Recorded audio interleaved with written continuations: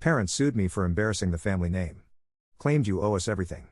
I won the case, sued them back for emotional damages, and now they have to pay me monthly. It's strange to feel like a stranger in your own family. Growing up, I knew my family was different. But I didn't realize how twisted things would get until I had to sit across a courtroom from my own parents.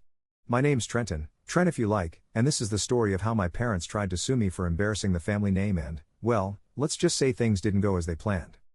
The thing is, my family wasn't always toxic.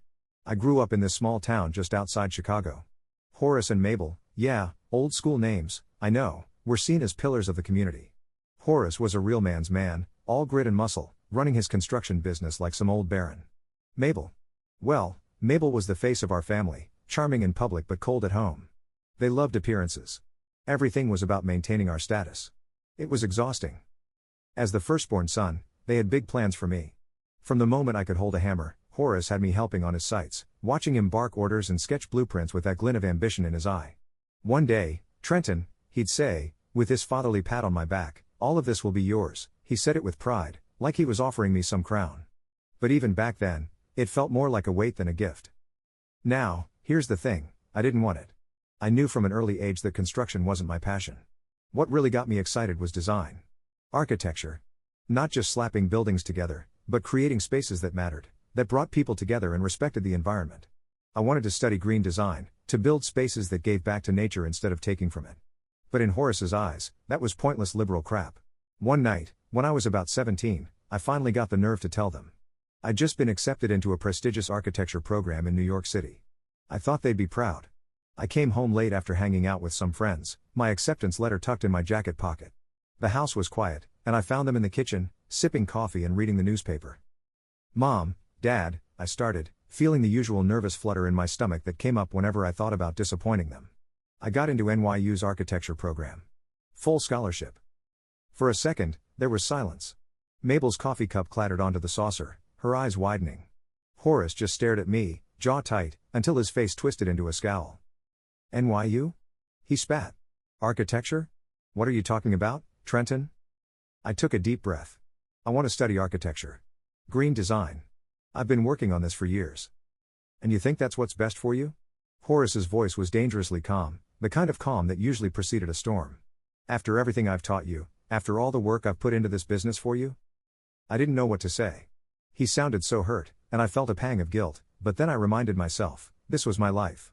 I wasn't going to waste it doing something I didn't love just because he wanted me to. Dad, this is what I want, I said firmly. What you want? Horace slammed his hand on the table, making both Mabel and me jump. You think life is about what you want? I built this from nothing. Blood, sweat, and tears. And this is how you repay me? By running off to New York to draw fancy buildings? It's not like that, I tried, but he cut me off. Enough. His voice echoed through the kitchen, his face red with anger. I won't have it, Trenton. You're not going to throw away everything I've worked for. You'll stay here, and you'll take over the business like we planned. Mabel was nodding along, her lips pressed into a thin line. Trenton, this isn't just about you. The family. The community looks up to us. What will people think if you just up and leave? I couldn't believe what I was hearing. My own parents were guilting me into giving up my dreams because they were worried about what people would say? This is my life, Dad. I have to do what makes me happy. I was yelling now, too, my heart pounding in my chest. You can't control me forever. Horace's eyes narrowed, and his voice dropped to a dangerous whisper. If you leave, don't expect anything from us. No support, no inheritance, nothing. You walk out that door, you're on your own. You hear me?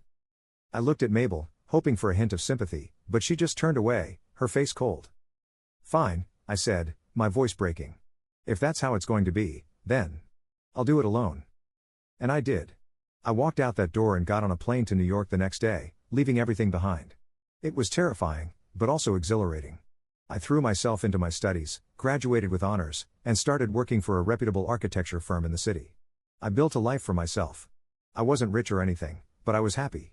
And for the first time in my life, I was free. I didn't hear from my parents once in those years. Not a call, not a message. I figured we were done, that they'd written me off like I was some kind of stain on the family name. I'd even come to terms with it. But then, out of nowhere, I got a letter from a lawyer. I'll never forget the way my heart sank as I read that letter. My parents were suing me. The letter detailed how they were claiming I'd embarrassed the family name, That I'd cost them potential profits by not joining the business, and that I somehow owed them financial compensation for all the time and money they'd wasted on raising me. I had to read it 3 times just to make sure I wasn't hallucinating. I mean, who sues their own kid for not following in their footsteps? The letter ended with a smug line from their lawyer about how they anticipated a swift resolution in their favor. My first instinct was to laugh.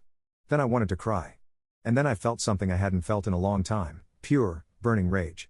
My own parents were so obsessed with their reputation, so wrapped up in their image, that they'd resorted to this? I called my lawyer, a friend of a friend, who took one look at the letter and whistled. "Wow. This is low," he said, shaking his head. "Yeah, tell me about it," I muttered, rubbing my temples. "Don't worry," he reassured me, patting my shoulder. "They don't have a case. We'll fight this." And fight we did. The lawsuit dragged on for months. My parents' lawyer pulled every dirty trick in the book, trying to paint me as some selfish, spoiled brat who'd turned his back on the family. I had to sit in court, listening to my own parents say horrible things about me, accusing me of betraying them and throwing away the life they'd given me. It was like watching strangers play some twisted version of my life. Horace even took the stand at one point, glaring at me with that same fury I remembered from our last fight. "He thinks he's better than us," he spat, jabbing a finger in my direction. "Too good for honest work, too good for his own family." I clenched my fists, barely holding back tears. It's not about being too good for anything. I just wanted my own life. Horace just sneered. "Ungrateful. That's what you are. After everything we did for you." It took every ounce of restraint not to shout back at him. Mabel, too, had no problem twisting the knife. She painted herself as the heartbroken mother, going on about how I'd abandoned them, how I'd broken her heart. Finally, after months of back and forth, the judge ruled in my favor. My parents lost. I thought I'd feel triumphant, but I didn't. I just felt empty. I walked out of that courtroom, feeling like I'd lost more than I'd won. After I won the case, I thought I'd be able to move on. I thought, well, that's it. It's over. But I couldn't shake the anger. My parents didn't just try to take my money, they tried to take away everything I'd built, everything I'd worked for on my own. And for what? To satisfy their pride? To punish me for daring to have my own dreams? I couldn't let it go. It didn't take long for my lawyer to suggest something radical. He told me I could file a countersuit for emotional damages. He said I had a case, given the stress and mental toll of the lawsuit my parents had put me through. At first, I hesitated. I didn't want to stoop to their level. But then I remembered every sleepless night, every time I'd felt like I was worthless because of them, every awful word they'd said about me in court. And so, I did it. I sued my parents back. This time, I didn't hold back. I laid everything bare. I got affidavits from friends who'd seen me break down over the years because of the pressure they'd put on me. I called in my therapist, who testified to the anxiety and depression I'd developed from years of guilt and stress because of my family. I even brought in character witnesses, friends, colleagues, mentors, who told the court about how my parents had tried to sabotage my career, how they'd sent letters to my office and spread rumors back home. My parents didn't think I'd go through with it. They thought I'd just drop the matter and move on. They tried to argue that I was making it all up, that I was dramatic and weak. But the evidence was clear. The things they'd said and done were real, and the court saw it. This time, I won again, and the judge ordered them to pay me a monthly settlement for emotional damages. When the decision came down, Horace just stared at me, his face pale, his eyes hollow. Mabel looked like she might faint. All that pride, all that arrogance, it was gone, replaced by the cold realization that they had lost, twice. At first, it felt strange. Here I was, getting money from my parents, the people who once told me I was worthless and a disappointment. But every time that check arrived, I felt a little stronger, a little more justified. It wasn't about the money, it was about the power shift. For the first time in my life, I was the one in control. And then came the final twist. A few months after the case, my sister Astrid reached out. She'd always been the quieter one, staying out of the drama, trying to keep the peace. She told me that Horace and Mabel were struggling. The business was in trouble, and they'd had to sell the house. Horace's health was declining, and Mabel was overwhelmed. "Trent," Astrid said, her voice soft over the phone, "maybe you could, let the payments go? Just give them some relief?" I laughed, a bitter sound I didn't even recognize. Relief? After everything they put me through, Astrid? They never cared about my relief. She was silent for a long time. I could hear her breathing, hear the conflict in her voice. "I know, Trent. I know. But they're still our parents." I didn't answer. I told her I needed time to think about it, but really, I already knew what I was going to do. I was going to take a trip back home. Not to make amends, not to comfort them, but to finally, fully confront them. I needed them to see the person I'd become, the person they couldn't break. When I arrived, they barely recognized me. Horace looked thin and frail, slumped in a worn armchair, his face lined and weary. Mabel's shoulders drooped, her eyes dull and defeated. The mighty pillars of our family were now crumbling before my eyes. Mabel looked up at me, a flicker of surprise and maybe a bit of hope in her eyes. "Trent," she whispered, her voice soft, almost pleading. "You came back." "I came to say my piece," I replied coldly. "Not to make amends." They didn't expect the words that followed. I told them exactly how they'd made me feel over the years. How their constant pressure and manipulations had nearly destroyed me. How they'd made me question my worth, my dreams, my sanity. And how, despite all of that, I'd succeeded without them. Horace didn't even try to defend himself. He just sat there, eyes downcast, as I laid out the truth. Mabel tried to plead, to make excuses, saying, "We just wanted what was best for you. We thought you'd be grateful." "Grateful?" I laughed, bitterly. "You tried to ruin my life because I wouldn't live it the way you wanted." When I finished, they both sat there, silent.